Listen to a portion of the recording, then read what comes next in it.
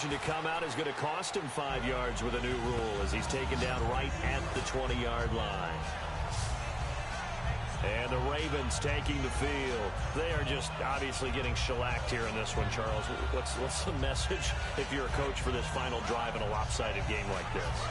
For a lot of coaches, be honest. Don't forget today. Don't forget what has happened out here. Yeah, use that as ammo going forward. Exactly. Take a great look at that scoreboard. Realize how poorly everything went for us today. Coaching, playing, the whole deal. And never forget it, because you're not going to want that feeling again. No, you don't want that feeling again. And who knows? You may meet up with this team again.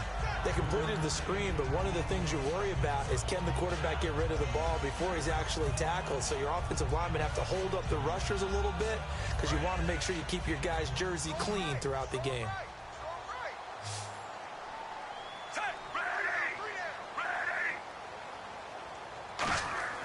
On second down, Flacco to throw. This time for Smith, and it's intercepted. A great read, and it's picked off. And he brings it back to right around the 26-yard line. Well, this defensive pressure has been constant all game long. The pass rush, the coverage, they've all been excellent, and now they'll tack on an interception here as this one continues to slip just further and further out of hand. That is caught, and they are going to score again. Yet another touchdown as they just add to their totals. There's no doubt in my mind. And do you hear that? Do you hear the... It's not scales, right? No, I don't hear scales. Do I actually hear a tune being warbled? I think the fat lady's humming. Yeah, she's doing more than humming. She's belting it out right now. She's going. She's full bore. Yeah, this thing is flat out finished. And they'll get set here looking for the two-point conversion. They'll run it with Bell. And, boy, talk about adding insult to injury. He's into the end zone to tack on two more. Up big, and they go for two, and they get it. I remember being in high school and seeing an article in the paper where a local columnist had said, why are we fighting over sportsmanship and running up the score? Just run it up on everybody and deal with it. Some people just don't care that way, and obviously this coach feels the exact same way. So that article was saying the defense should be able to stop them. That's what they're trying to say. Hey, if you don't want it to happen, stop them. Otherwise, quit whining about it. And a nice return sets them up pretty good here at the 30-yard line. And now here comes the Steelers defense once more. They are looking to preserve this shutout, so for them, a lot on the line. A lot on the line, a lot of pride that goes into that. Because let's face it, when you've had that kind of a day, you do not want any type of a fluke play to end it. You're going to win the game. That's not the issue.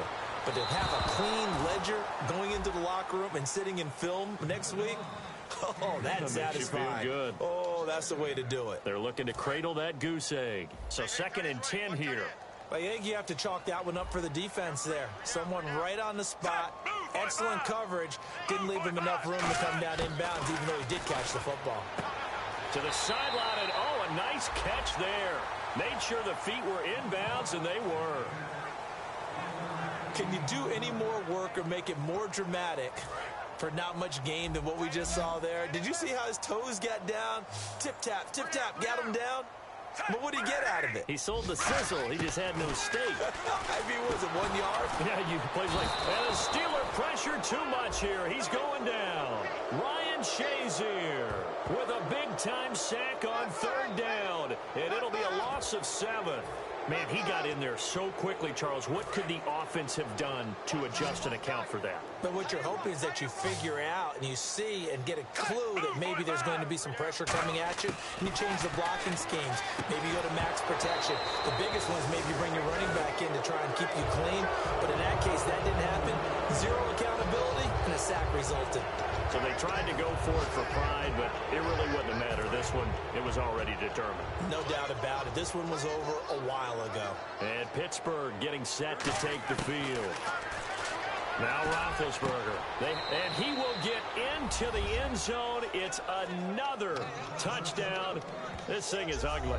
And to me, that touchdown allows you to start grinning widely on your sideline. I think they pretty much locked this one away. Yeah, that's the clincher, the proverbial icing on the cake, if you will.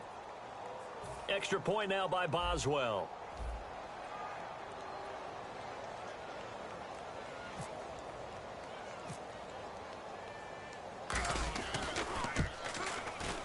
Now, this one was over a while ago as they just add on to their big lead. A nice, tidy little drive there, getting the ball in excellent field position, and only one play to score it. Here's the Steelers' kick team as they'll boot this one away.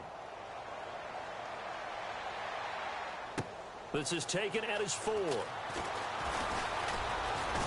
And he'll take it up past the 25 to the 26-yard line. And now Baltimore gets set to take the field. They are down big. They have not scored a single point. I don't know. Are they so defeated at this point you just want to get in the locker room, get the heck out of here? That is one way to approach it. Sometimes coaches say, that's it, okay? It hasn't worked all game. There's no sense in doing something now. Let's get out of here. No one gets hurt. But others will look at it and say, we still have an opportunity to do something. On the line. Exactly. You have pride on the line, execution as you look forward and get ready for your next game, and a message to your team. We're not going to quit. No matter what the battle is, we're going to finish this thing out. So they complete the pass, and now they face a second down. One last gasp for Flacco, and that will be incomplete as time has run out on this football game. And a little pride throughout the organization here because they said going into the regular season 8 wins was the benchmark. They can check that box off the list. And let's face it, many teams are going to say, well, 8 wins, how much is that? That's a big number for this team, and that was a great goal. And to reach it, that's just going to give them confidence moving forward.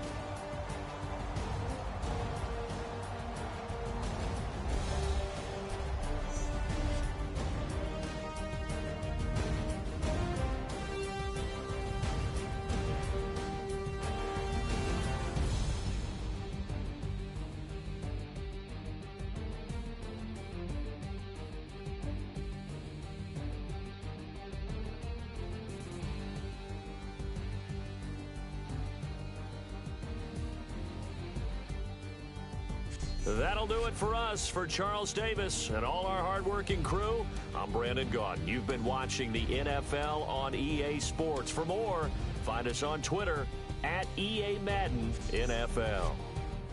From Baltimore, so long, everybody.